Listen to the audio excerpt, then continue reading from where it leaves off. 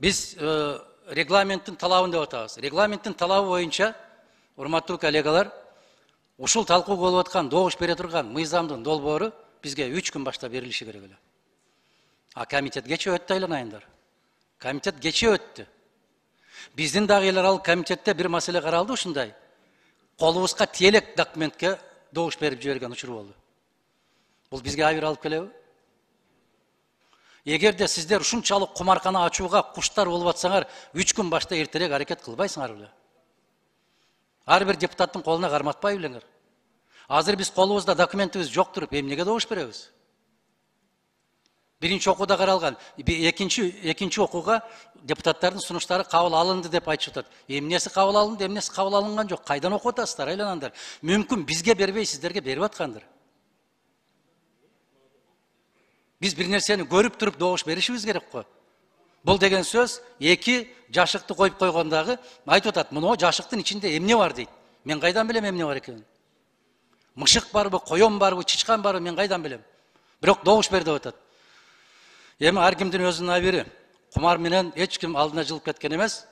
Мына аябай дүйнөгө белгилүү болгон Түштүк Кореянын ошол кумар оюнчусу эң аягында миллиардер болду дагы, эң аягында айтты да, бирок ошол тапкандарымдын бирөөсүнөн рахат алган жокмун, өзүмдү өзүм жок кылдым деп.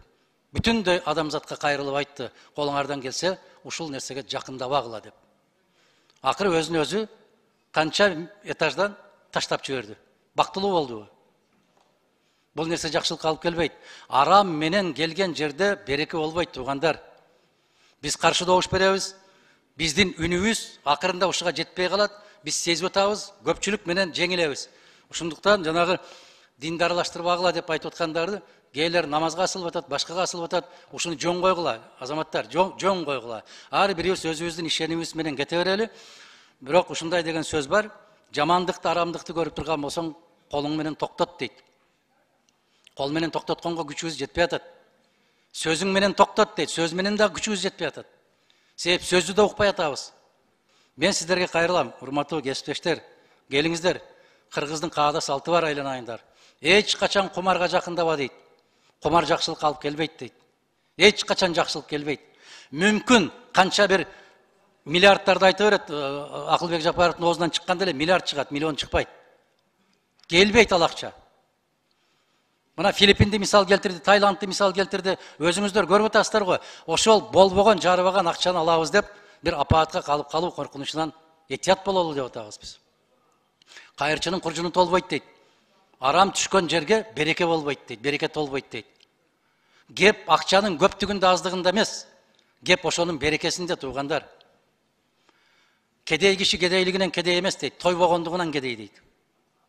Ошондуктан биз позициябызды ачыктан ачык билдирдик, айттык, кумарсыз Кыргызстан болуш керек. Кумарканасы жок, сойкуканасы жок, ууруканасы жок, жетимканасы жок Кыргызстанга барышыбыз керек, айланышыбыз керек ошого. Болбойт го эми, уят го. Жетишет го, биз тарыхтан көрдүк го. Эмне үчүн ушуну токтотууга алып барды? Жанагы өзүн өзү өлтүрүүлөр, ажырашуулар көбөйүп кеткендиктин кесепетинен адистер кайрылып, аксакалдар кайрылып, ушул ишти 11-жылы токтотууга мажбур болгонбуз, айланайындар. Биздин пикирибиз ушундай. Эгерде микрофонуңарды өчүрөбүз, компьютериңарды өчүрөбүз, өчүрүп каалагандай кабыл алып кете беребиз десеңиздер, анда өчүргүлө. Ага да макулбуз. Өчүрүп коюп туруп, каалаган добушту берип кете бергиле.